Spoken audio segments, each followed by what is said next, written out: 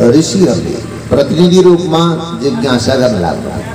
जिज्ञासा भनेको जान्न चाहनु, प्रश्न परीक्षाका लागि गरिन्छ, जिज्ञासा जान्नका लागि गरिन्छ।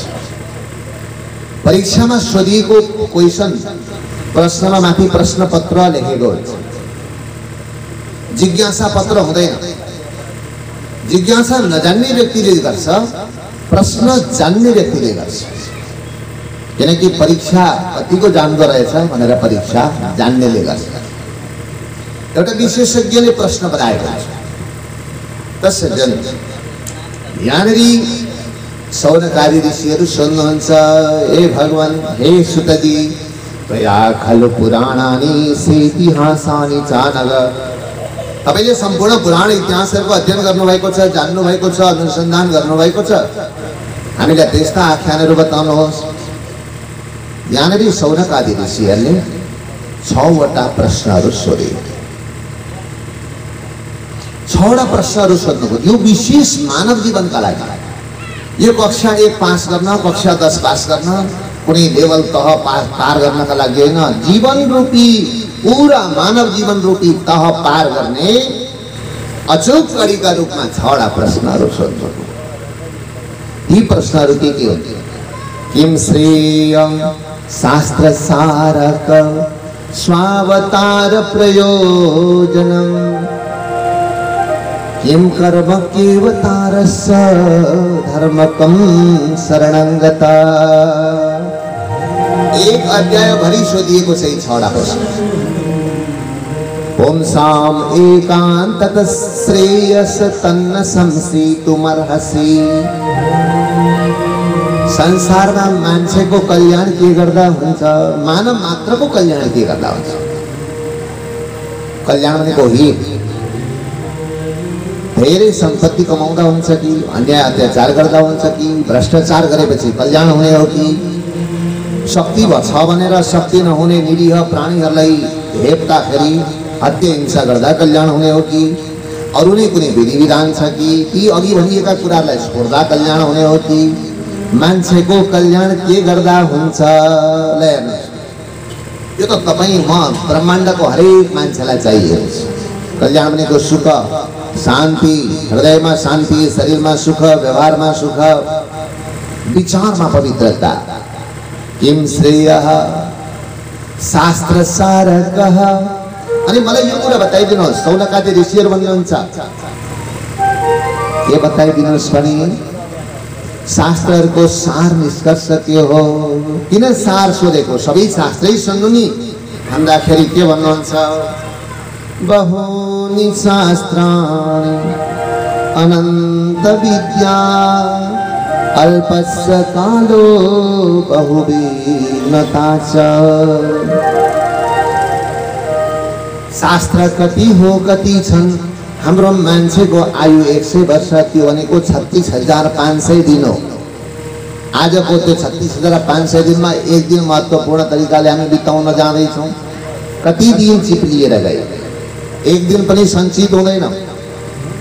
बैंकमा भएको सम्पत्ति आज नजिकौँ न त ठिकै छ भन्यो भने भोलिलाई सञ्चित भएर रहन्छ। आज दुःखै काटौँ। तर हाम्रो आयु आज दिनभरि सुतौँ न त भन्यो भने आयु सुत्दैन। सुते पनि, उठे पनि, पढे पनि, नपढे पनि, जाने पनि नजाने पनि, राम्रो काम गरे पनि नराम्रो काम गरे पनि आयु सकिन्छ।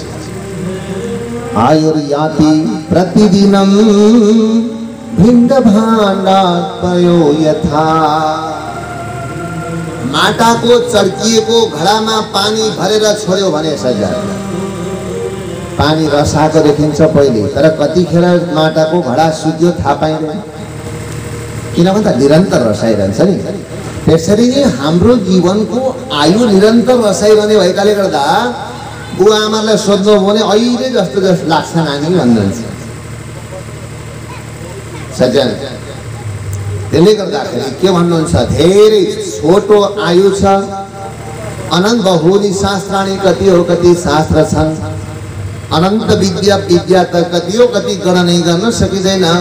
अल्पस्य कालो, सानो छोटो समय, त्यो पनि बिग्नै बिग्नले। 100 वर्षमा त्यति 36,500, कोही 20,000, 22,000, 25,000, 28,000, 30,000 पुग्दा त धेरै मरिसक्छ। 90 वर्षभन्दा यति धेरैको प्राण गइसक्छ।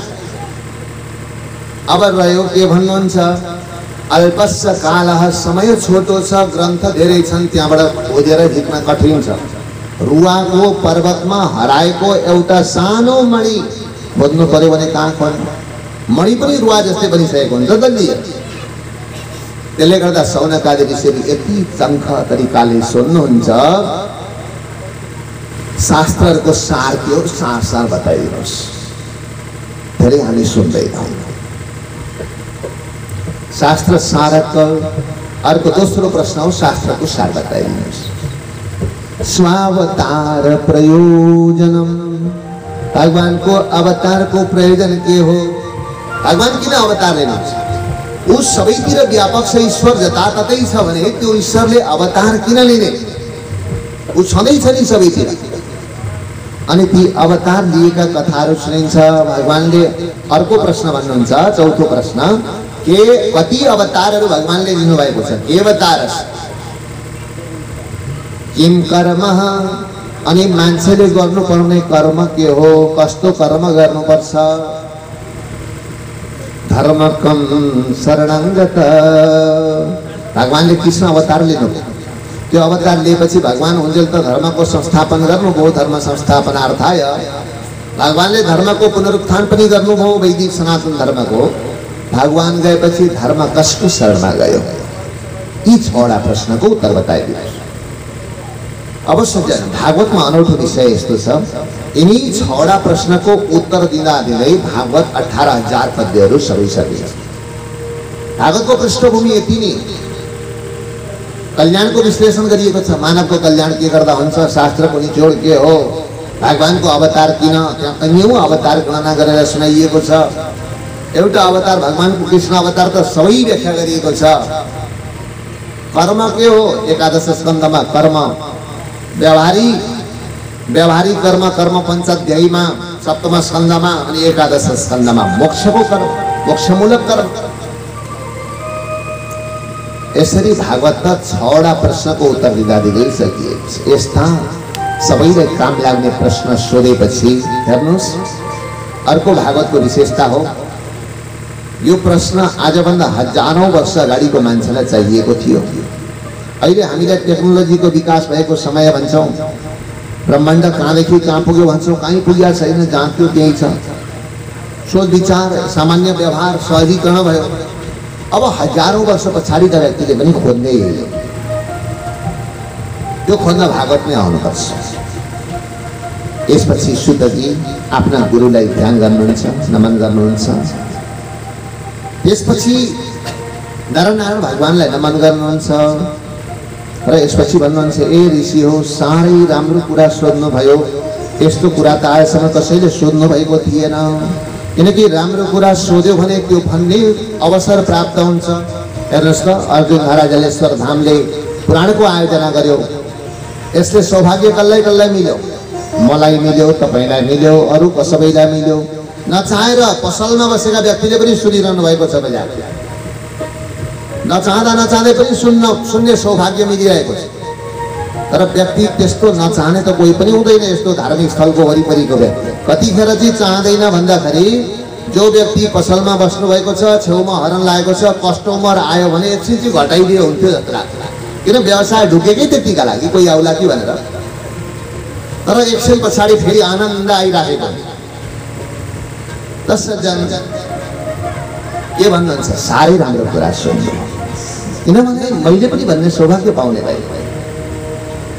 संसारमा मानवको कल्याण यतो भक्ति हृदोक्षदे, भगवान नारायण, भगवान श्रीहरिका चरणारविन्दमा भक्ति लागोस्, त्यो सबभन्दा मानवको कल्याण।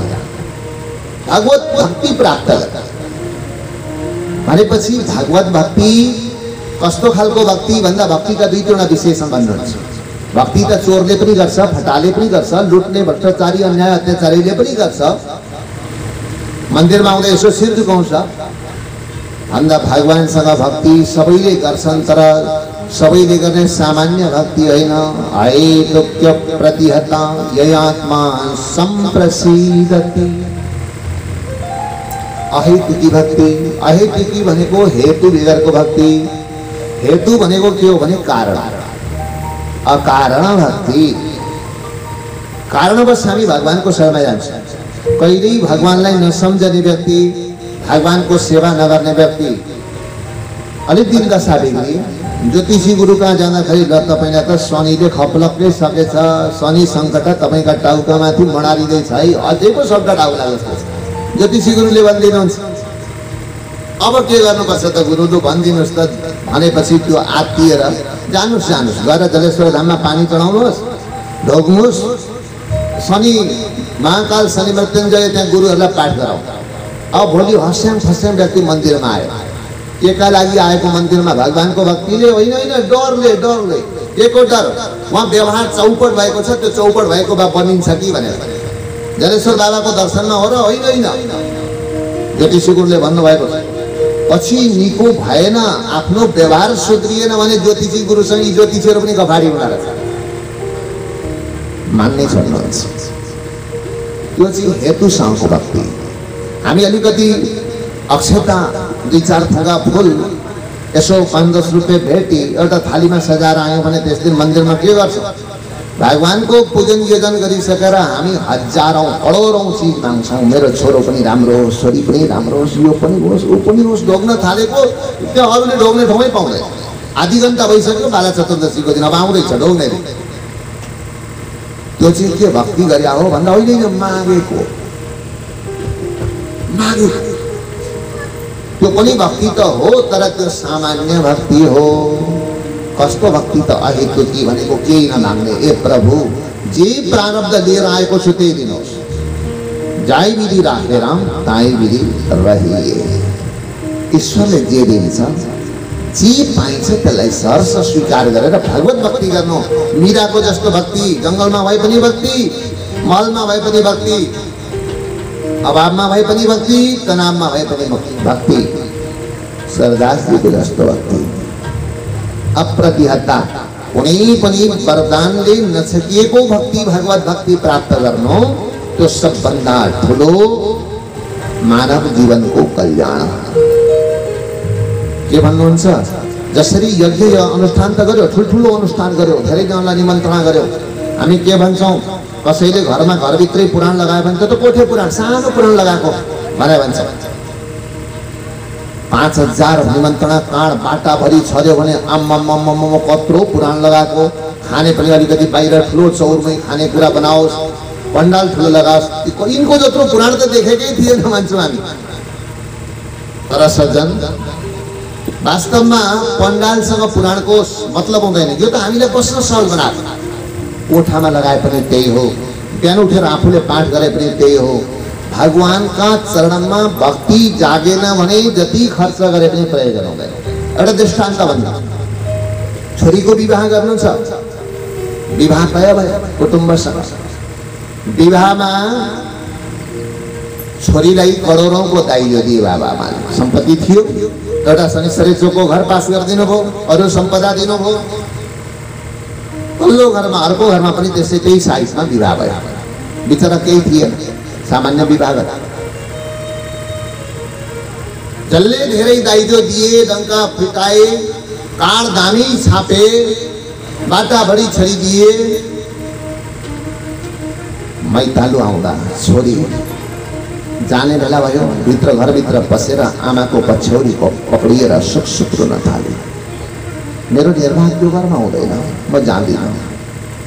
बरु मलाई मारे यही मार्नुहोस्, म बरु यही घरमा मर्छु, म त्यो केटासँग जान्दिनँ। छोरी रुन थाले। हिजो त्यत्रो करोडौँ करोड खर्च गरेको आज प्रयोजन सिद्ध भयो। सम्पत्ति सबै बालुवामा पानी खन्याए जस्तो भयो। तर सम्पत्ति छैन, यसो धाममा आएर विधि विधान सबै पुर्याइयो। 10,000ले विवाह सक्यो, 5,000ले विवाह सक्यो। भोलि मैतालो आउँदा एक दिन त बस्नु नानी भन्दा होइन होइन, ज्वाइँ साहबको उहाँ अफिस छ, कोही के छ, साह्रो छ, जानुपर्छ। मैले त जानै पर्छ। खुसी भएर छोरी गई। कुन विवाह राम्रो भन्नुहोस् त? 10,000 को विवाह राम्रो कि 10 करोड़ को विवाह राम्रो? 10,000 को विवाह राम्रो, किनकि प्रयोजन पति पत्नी का बीच में अत्यंत प्रेम बढ़ेर जाओस्, नयाँ सृजना होस्, जीवन सुखी बनोस्। सबैले टीको लाएर दिएको आशीर्वाद त त्यही हो।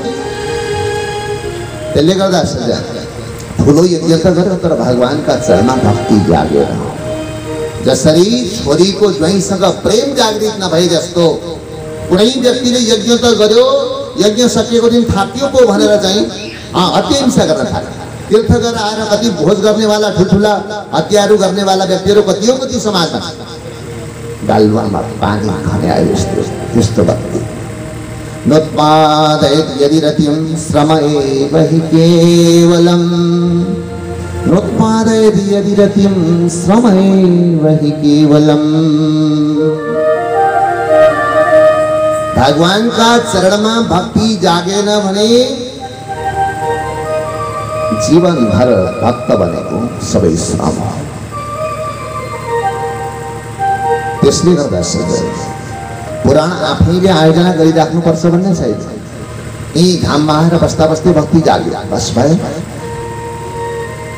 तार जति विस्तार गरे पनि, जति क्वालिटीको स्विच राखे पनि, बल्ब राखे पनि करेन्ट जरान भएन भने त्यसले अल्झाउँछ मात्रै, कुनै काम हुँदैन। करेन्ट भनेको भक्ति विद्युत संचार हुनु पर्यो, ईश्वरीय चेतना संचार हुनु पर्यो। मानव जीवनको श्रेय लाभ उन्नति त्यसैसँग जोडिएको छ। किम श्रेयको उत्तर एक शब्दमा दिनुहुन्छ। त्यही भएर भगवानका चरणमा भक्ति जे गर्दा जान्छ, अमिट भक्ति, व्यवधान बेगरको भक्ति, कुनै माग्नु पर्ने भिखारी नभइकन राजा भएको भक्ति प्राप्त भयो भने त्यो मानव जीवनको सबभन्दा ठुलो कल्याण हो। शास्त्रको सार पनि यही हो, निष्कर्ष यही हो। कसैको बाबाआमाको मृत्यु भयो, हामी बस्यौँ, गरुड सुन्न थाल्यौँ, अन्तिममा के आउँछ? भगवानका चरणमा भक्ति लायो भने सम्पूर्ण विकृत तरेर जान्छ। पहिले दान गर, पुण्य गर, यसो गर, उसो गर, सबै थोक देऊ, संसार नश्वर छ, केही नराख, डरले देऊ, आशाले देऊ, भरोसाले देऊ, दबावले देऊ, प्रभावले देऊ, अभावले देऊ। अन्तिममा के भन्छ? केही दिइराख्नै पर्दैन। भगवानका चरणमा भक्ति लगाऊ, सबै भक्ति उद्धार भएर जान्छ, तिम्रो पितृ पनि उद्धार हुन्छ। कुनै पुराण लगाउनुहोस् घरमा, निष्कर्षमा के? भगवानका चरणमा भक्ति। यज्ञ गर्नुहोस्, कायेन वाचा मनसेन्द्रियर्वा नारायणायेति समर्पयामि। ठुलो यज्ञ गर्यो, अन्तिममा नारायण यो भगवानलाई अर्पण गरे, भगवान भक्ति प्राप्त होस्। श्राद्ध गरिसक्यो, सर्वं परिपूर्णमस्तु, ब्राह्मण वचन, सबै ब्राह्मणको वचनले भगवानको कृपाले सबै परिपूर्ण होस्। को हो परिपूर्ण भनेको? ईश्वर। ईश्वर मसँग होस्। शास्त्रको सार पनि यही हो सजल, मानवको कल्याण पनि यही छ सजल। अनि भगवानको अवतार केका लागि भन्दा भक्तहरूलाई आफूतिर आकृष्ट गर्नका लागि। किनभने जुन व्यापक रहेको ईश्वर यहाँ नआई काम गरे पनि त हुने हो नि। दुष्ट रावणलाई उहीँबाट शक्ति क्षय गरिदिने हो भने किन राम आइराख्नु पर्यो? कंस जस्ता प्रवृत्ति भएका व्यक्तिहरूको शक्ति त ईश्वरकै हातमा रहेछ, त्यसलाई क्षय गरिदिनु भने भगवान किन आउनु पर्यो? सर्वसाधारणले ईश्वरीय सत्तालाई बुझ्न सक्दैनन्। सामान्य मान्छे भएर आउँदा त हाम्रै घरको छोर हो नानी, सबैलाई कुनै भावले पनि आकृष्ट हुने भए भक्तलाई आफूतिर दर्शन गर्न भगवान आउनुहुन्छ। अनि कर्म के हो? कर्म हो जहाँबाट यत कर्म हरितोषण, भगवानलाई तोषण प्रसन्न बनाउन सकियोस्। के भगवान पनि प्रसन्न बनाउने चिज हो र? सानो खुराबुरीको रुन्छ र भरे प्रसन्न बनाउनु। जो अप्रसन्नै छैन त्यसलाई प्रसन्न किन बनाउनु? ईश्वर त कहिले पनि अप्रसन्नै छैन। भन्दाखेरि भन्नुहुन्छ त्यो हामी जयकार लाउँछौँ नि भगवानलाई। भगवानको जय, जसको पराजय छैन त्यसको जयकार किन लाउनु? बल्ल बल्ल 4 पल्ट हारेर 1 पल्ट जनप्रतिनिधि जित्यो भने कति माला लाउनुपर्छ? भाडामा गाडी खोजेर आफ्नो लाइन हुन्छन्। किन भन्दा अस्ति हारेको रिस छ नि, त्यो हारेको देखाउनु पर्यो नि। यसपालि जितेर ती जसले अस्ति जितेको थियो तिनका घरका छेउमा पुग्दा झन् ठुलो ठुलो नारा लाग्छ। के हो त्यो? प्रतिशोध निस्किएको। अनि भगवानको जय जितिन, जो पराजय छैन, अजय सरकार भन्दा भगवानको जय होइन। भगवानलाई त जय भने पनि फरक पर्दैन, भगवानलाई नजय भने पनि फरक पर्दैन, प्रतिकार गरे पनि फरक पर्दैन, इन्कार गरे पनि फरक पर्दैन। फरक पर्छ आफूलाई, हामी भित्र रहेको ईश्वरीय सत्ता हाम्रो अज्ञानले छोपिरहेको छ। ए ईश्वर, त्यो अज्ञानको प्रवृत्ति भागोस्। जय भन्दाखेरि हामी भित्र एक प्रकारको ऊर्जा निकाल्छ। जसरी मुडो पल्टाउने व्यक्तिहरूले हैजोड हैजोड लगाउँछन्, त्यो जयकार हैजोड हो। त्यसले गर्दा भगवानको अवतारको प्रयोजन सबैलाई आकृष्ट गर्न, कर्म पनि भगवत प्राप्ति, सबैको सेवा र उपकार हुने कर्म नै सबभन्दा उत्तम कर्म हो। यहाँ 24 अवतारको व्याख्या गरिएको छ। यी सबै अवतारहरू, सबैभन्दा पहिलो अवतार सनकादि कुमार, दोस्रो अवतार वराह अवतार, त्यसलाई यज्ञ पुरुष भनिन्छ। त्यसपछि नारद अवतार, नरनारायण अवतार। यसरी अवतारको गणना गर्दै गर्दै अवतारे 16 नै पश्यन ब्रह्मद्रोहो निर्वाण, 16औं अवतारका रूपमा परशुराम अवतार। ततः सप्तदशे जाता सत्यवत्याम पराशरात्, 17औं अवतारका रूपमा व्यास अवतार। व्यासहरू साह्रै धेर छन् सजन, 26-27 वटा व्यासको व्याख्या गरिएको छ। जुन व्यासले 18 पुराण लेख्नुभयो, साक्षात भगवानको अवतार हो। ती व्यास भनेका व्यास मात्रै भन्दा पुग्दैन, उनी अवतरित हुँदा कालो कालो वर्ण भएकाले गर्दा उनलाई कृष्ण भनिन्छ। एउटा दीपमा प्रकट भएकाले गर्दा उनलाई दैपायन भनिन्छ। वेदका ऋचारलाई 4 वेदमा एउटै ऋग्वेदलाई परिणत गरिदिएकाले गर्दा उनको अगाडि वेद थपिन्छ। त्यही भएर व्यासको पूर्ण नाम हो कृष्ण द्वैपायन वेद व्यास। यो भगवानको 17औं अवतार हो। यसरी यहाँ 24 वटा अवतारहरूको व्याख्या गरिएको छ। र भगवानका अरू पनि अवतार त कति हो कति, अवतार असंख्येय हरे सत्य निधेर द्विजाहा। भगवानका अवतार त कति हो कति छन्। किन भन्दा अवतार त सबै, यो सबै ईश्वरको अंश, हामी सबै ईश्वरको अंश। यसमा कला विकला ईश्वरीय सत्ताको आधिक्यता भएर अवतार लिनु, ती भगवानका अंश अवतार, कहीं अंशी अवतार। यहाँ त कृष्ण भगवान स्वयं राम अवतार, कृष्ण अवतार साक्षात भगवानकै अवतार हो। किनभने भगवानले पछि शरीर छोड्नु भएन, भगवान रामकृष्ण यहाँ आएर बढ्नु भएन, दारीजुका पलाएर। किनभने जो विनाशशील शरीर लिएर आउँछ वो परिवर्तित हुन्छ। यसरी 24 अवतारहरूको यहाँ व्याख्या गरिएको छ। यी 6 वटा प्रश्नको उत्तर यसरी क्रमिक रूपमा प्रदान गरिएको छ। भक्तवत्सल भगवान